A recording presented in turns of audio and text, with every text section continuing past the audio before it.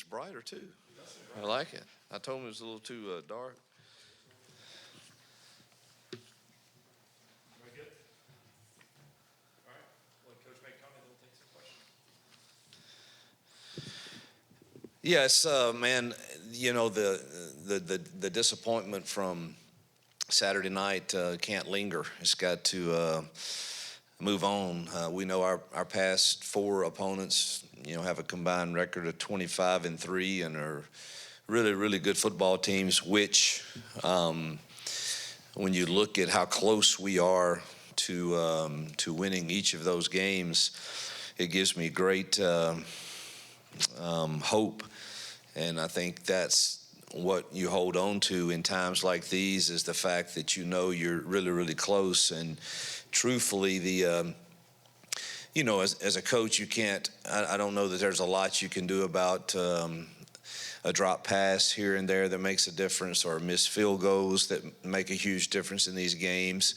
Keep encouraging and believing in those guys to make the next catch, the next throw, but there are a lot of things you can do to fix things that are hurting us in critical moments, and that's something that I know that I can do, and I know we can do as coaches, and we must demand it of ourselves, that the details that are hurting us in critical moments, that whether it's the depth of a route or a blocking technique against a different front, we have to fix those, and I know that we can. And that, I believe, is the secret to getting us over the hump in these games. Obviously, we've got to make the plays when they come our way that are there. And I think that game's totally different if we do. But even at that, our defense played with incredible passion. Our offense played with really good effort. We just are not consistent enough over and over again at this time, and that's why we're sitting here, feeling like we are about a team that's played 4 top 15 teams right down to the wire, and excited to get us better this week as we travel to Fayetteville.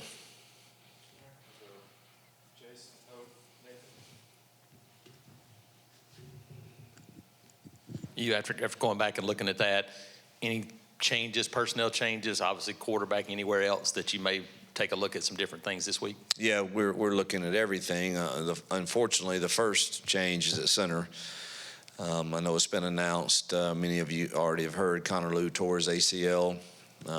It's one of the toughest things about coaching is watching kids go through the way they prepare and work all year long for these 12 opportunities in regular season play. And he's an incredible leader, too, and a incredible smart guy that we obviously missed some in the second half, particularly and Cale battled his tail off, and Cale's going to be a really, really good player. But there's nothing like experience of having to get up there and reset a protection based on a look and then having to do that and snap the ball with great accuracy so that the timing of plays is good. So that's the first change that's got to be made, and we certainly hate that for Connor. But he's a great kid, and he'll be back and be better than ever for next season. And but he's losing him does hurt for sure. We'll try, we'll get Cale ready, of course. We'll also move Mason in there some to get some reps, too tall, out at tackle. So try that combination some also. So we'll see how that goes. We did that some in practice today. Mason's very smart. Played a little bit of center, not a lot, but kind of understands. He's used to hearing all the calls that we need to make, and particularly being on the road. Going to see how he functions in there this week when we go good on good for sure, and also Cale. And then Dylan Sunda will be ready to go also. You have to start looking when you as well as Jackson played in the first half of the last two games, you have to start looking at everything of, all right, why do we not have the winning ways, and sitting here feeling like we do. And so, we're gonna get he and Ashton a lot of reps and kind of see where it goes from there. Hugh, I guess today you've had some programs like Florida State and Wisconsin where their ADs have come out and talked about supporting their current head coaches. I guess, first of all, have you talked to John Cohen since Saturday night about the state of the program, what he thinks? And then I guess second question would be, what would a statement of support mean or not mean? Like, do you need that at all? Well, that would be huge. That'd make everyone feel a lot better for sure. I haven't talked to John. I'm gonna say John has been so supportive ever since obviously my hire, and but I don't get too much into they have a job to do, and certainly he has people he has to answer to, and I know how close we are. I know I can get this fixed, and we're too dang close. And we've got to get a little bit better play and a little bit better coaching at a few spots. And I want a chance to fix this. And obviously, I've totally gotten off of all social media, so I'm not sure what exactly was said in those other cases, but that's got to be reassuring to those people in there that they believe that they can get it fixed. But again, I've trusted John since I've been here to do the right things, and he's got to do what he feels is best for this program, of course. And I think it's us. I think we fit Auburn. I think we fit the Auburn culture. I think the culture in the building has changed. I think the talent level has changed, and unfortunately, we just hadn't gotten over the hump in a very difficult stretch of games, but I believe that's coming very, very soon. What did you guys see from Perry the last couple weeks? His snaps are just couldn't be going more up and proud of him, man. I called his uncle just to the guy, truthfully, when he got here, if I'm being just had no idea how to practice, and to see him, the talent was there, but he didn't know. He knew how to run a go route. He didn't know how to take a release off of anything, or what different coverages looked like, and he wasn't the only one. Malcolm was that way too. Cam, to a certain extent, Cam was more prepared, but. Man, to see him starting to enjoy playing the game and having success, that's really what coaching's about, is developing those guys. And you got to give Marcus and Coach Harris and Heath, those guys that work with them on every single day. But it's really good to see him. And, nobody was more bothered on the sideline than him after he dropped that, I think, the second possession or third possession. And I love to see that. And he's just getting better and better every single day. And I have to remind myself, we're playing these top teams very tough, but we're still fairly young at some spots. And he's still a young kid, but really, really excited to see his development. Hugh, I know you said after the game, Alex's night was uncharacteristic, but just watching it back, talking to him, just kind of where's he at, and where's your confidence level in him, and just kind of in that place. Yeah, I believe in Alex McPherson. He believes in himself. I mean, that's the first time he's missed any kicks inside the 40-yard line in his career, and he missed two, and that's just so uncharacteristic and of him. And he kicked beautifully all week long.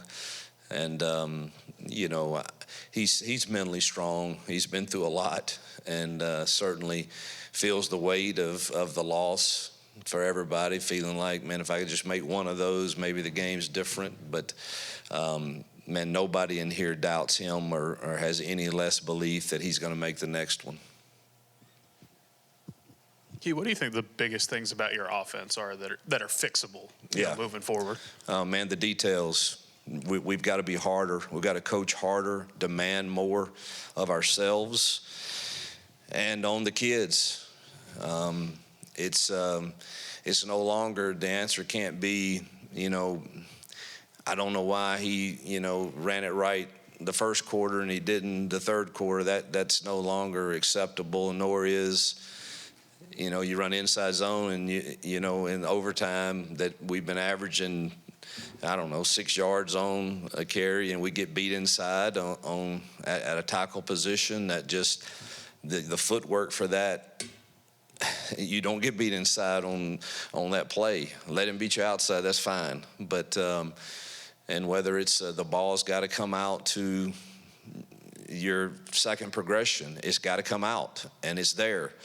So turn it loose. And so we've got to demand more. Our coaches are very clear on how I feel right now about that, and hopefully we lessen maybe what we're carrying. And there's zero room for excuses. Hey, I think you talked on Tiger Talk last week that your intention was to have Ashton redshirt this year. If you want to make a change at quarterback, doesn't that kind of limit you just have to go to Deuce? Or? Not anymore. We just we're going to play to win with him, and he's prepared to play the last few, and then. If you go watch the game and you're watching it live, it's really hard to complain about Jackson in the first half of the last 2 games, for sure. I mean, he that game could have easily been 14-0 after the second drive, and Jackson was playing at a high level, and we've got to get that consistency throughout the game, or we've got to go find a spark. Going back to Cale, obviously it's pretty rare to see a freshman center, especially a young freshman center in the SEC. Yep. What about him? I mean, who should still be in high school? Right. I mean, what about him makes you, trust him going into stage like this? He's a mature kid for his age, but it's really his toughness and preparation. He will spend time up here hours with Connor Lew, getting himself ready as he has been. And he has a high football IQ, and is, going to make some mistakes. Got to make sure his snaps are a little toned down. They were a little high and hard at times. On a goal line play, it kind of throws off your timing. We had one critical third down. I wish I had that call over again. But it certainly is not very good if the timing is off to get it to the running back headed downhill right now. And but again, it's his first go around in an SEC game, and honestly, he graded out pretty well. There's a few pass protection issues, but that's to be expected, and hopefully we can get all of those cleaned up with the time he has to prepare this week. But he's going to be an outstanding player. You hate to have to throw him out there quite this early, but that's the hand we've been dealt. Coach, another big game from Xavier Atkins, Robert Woodard. Just how valuable have those guys been this season individually for your team? It's Robert's best game since we've been here, by far. And that's a kid that really struggled and contemplated. Do I need to move on back in the crazy portal world?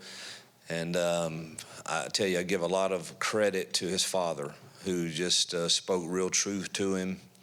And he hung in here, and now he's worked his tail off to get better and better and played his best game, and X continues to play at a high level. You back to the quarterbacks. Is the expectation for Jackson to start Saturday, or is it as simple as whoever has a better week of practice is going to get the starting nod? I would say the expectation is for him to start. He's led us on 2 scoring drives to start the last 2 games, and hopefully that is what happens in this one also. But we'll go day to day. But that's the expectation.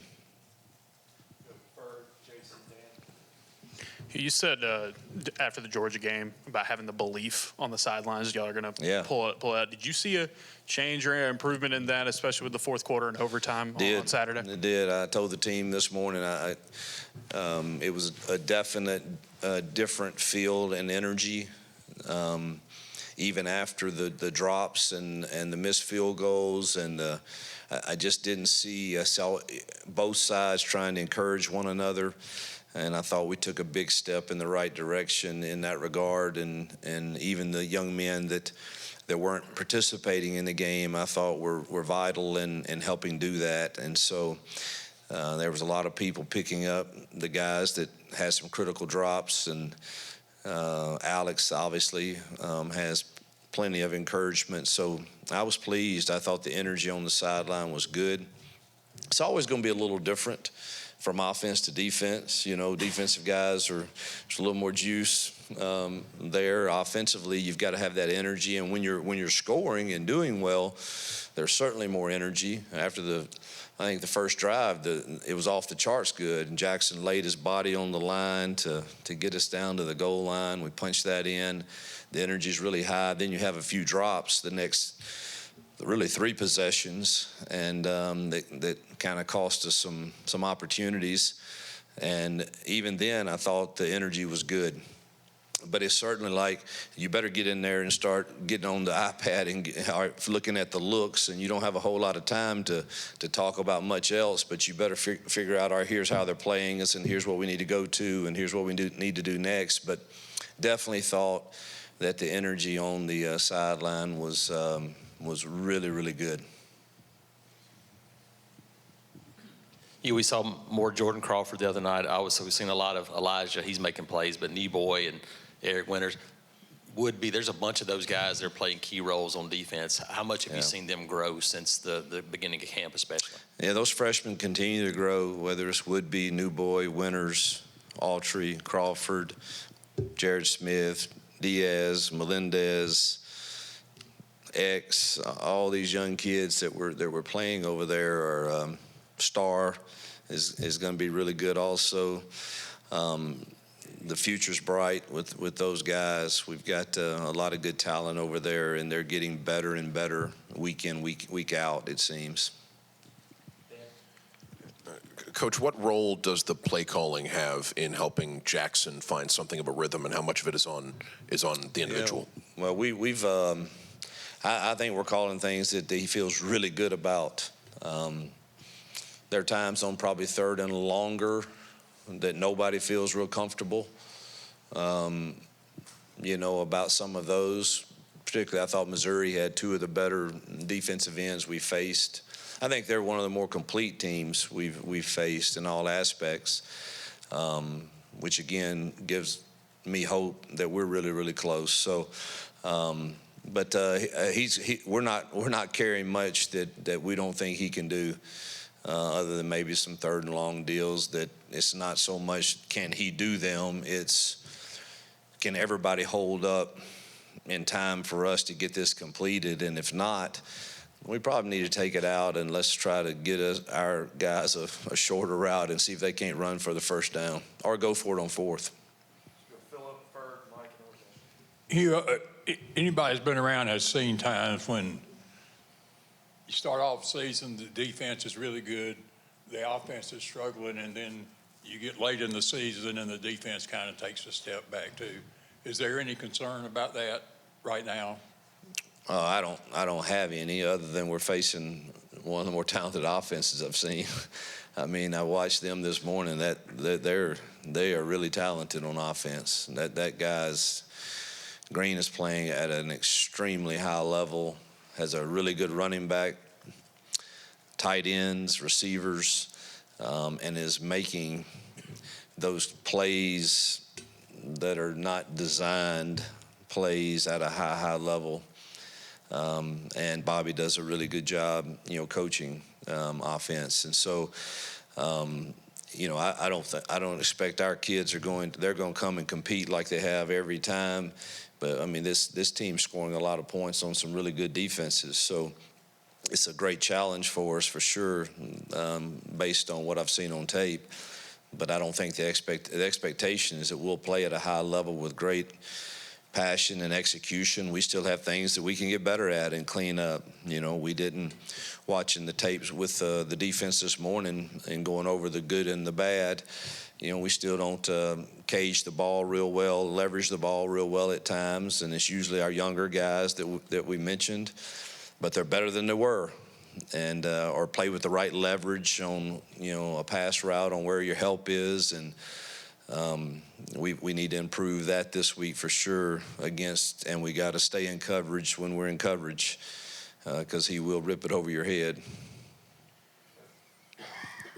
Hugh, we saw Jeremiah bust a couple of runs to the outside. I know y'all have talked about maybe trying to attack the perimeter more. Have you seen kind of more success with that? I guess here recently, is that something that y'all want to kind of expand with in the ground game?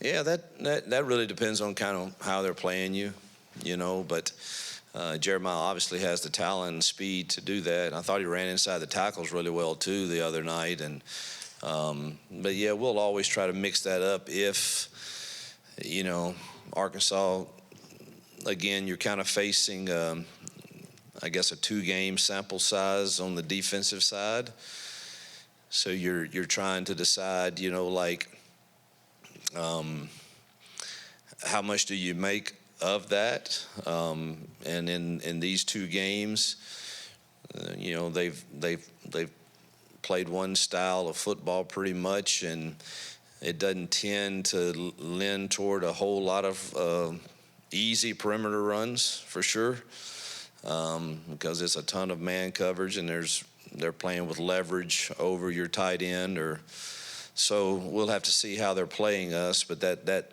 again, just in a 2-game sample, that tends to be a high percentage of who they want to be.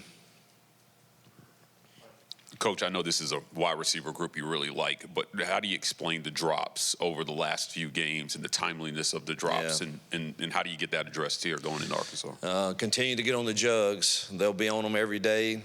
It's really hard to explain, and that's, as a coach, there's some things that just set you off, and you want to go off on kids at times. At quarterback or receiver, but it's really hard to do that to guys that care, and they have the capability of making those plays that change the game, and it changes the season when they make those plays, and you just got to tell them, man, you got to play the next play. I've seen you do it 1,000 times, and you're very capable of doing, and try to encourage them. The things that you can be very, very hard on them about is route running, depth of it, technique, but don't think it's wise to